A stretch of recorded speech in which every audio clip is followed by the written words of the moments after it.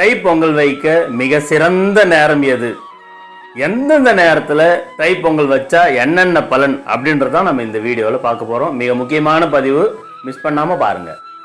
15/1/2026 தை மாதம் 1ஆம் தேதி வியாழக்கிழமை தைப்பொங்கல் என்கின்ற பெரும்பொங்கல் வருகிறது. அன்று காலை 8 மணிலிருந்து 9 மணிக்குள்ள தைப்பொங்கல் வைத்து வழிபாடு செய்தால் மகத்தான பலன்களை பெறலாம். ஏன்னா நம்ம தைப்பொங்கல் வைக்கிறது சூரியனுக்காக தான். நான் சொன்ன இந்த 8 மணிலிருந்து 9 மணிக்குள்ள சூரிய ஹோரை நடைபெறும். சூரிய ஹோரையில சூரியனுக்கு பொங்கலிட்டு படைத்தால் மகத்தான பலன்களை பெறலாம். என்னென்ன பலன்கள் அப்படின்னா, முன்னோர்களுடைய ஆசீர்வாதம் கிடைக்கும், தந்தை வழி ஆதாயம் ஏற்படும், அரசாங்க நன்மைகள் ஏற்படும், ஆத்ம ஞானம் பெருகும், அரசியல்வாதிகளுக்கு வெற்றி கிடைக்கும். சூப்பரான பலன் நம்பர் 1. காலை 9 மணியிலிருந்து 10 மணிக்குள் பொங்கலிட்டு வழிபாடு செய்தால் அற்புத பலன்கள் உண்டாகும். ஏன் அற்புத பலன்கள் அப்படின்னு சொல்றேன்னா, அப்போது சுக்கிர ஹோரை நடைபெறும்.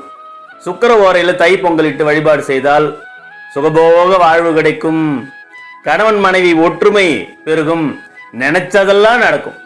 காலை 10 மணியிலிருந்து 11 மணிக்குள் பொங்கலிட்டு வழிபாடு செய்தால் அற்புத பலன்களை பெறலாம்.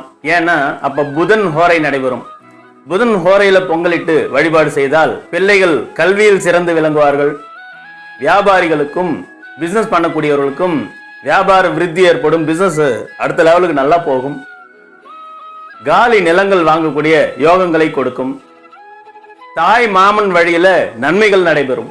காலை 11 மணியிலிருந்து 12 மணிக்குள் பொங்கலிட்டு வழிபாடு செய்தால் அற்புத பலன் நிச்சயமாக ஏற்படும். ஏன் அப்படின்னா அப்போது சந்திர ஹோரை நடைபெறும். சந்திர ஹோரையில பொங்கலிட்டு வழிபாடு செய்தால் தாய் வழி பாக்கியங்கள் உண்டாகும். தாய் வழியில் வரக்கூடிய அத்தனை நன்மைகளும் வந்து சேரும்.